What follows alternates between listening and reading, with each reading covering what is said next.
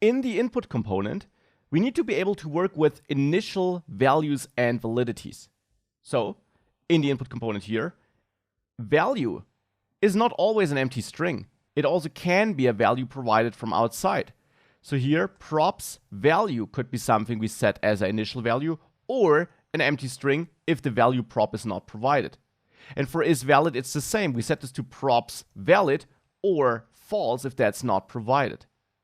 So this is one important adjustment here, to work with initial values and support this as well. Let's see if that works. If we save this and we click on edit here, we're taken to this form, and this form looks horrible because the form styling is missing. I'll fix this soon.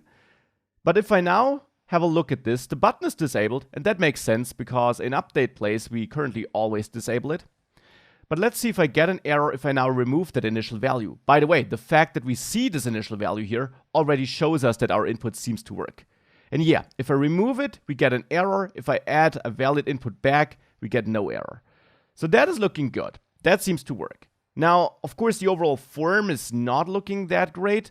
There, I actually want to use the same styling as a new place, and therefore I will name this place form CSS here.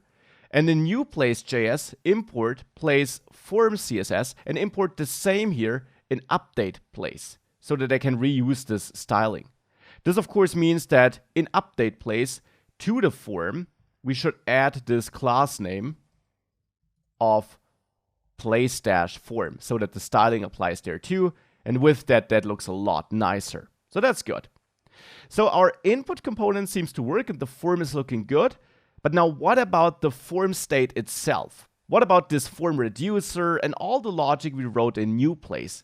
A lot of that logic is required here as well, but not all the logic. For example, the initial state is a different one. Here we have title and description, and we should also have address.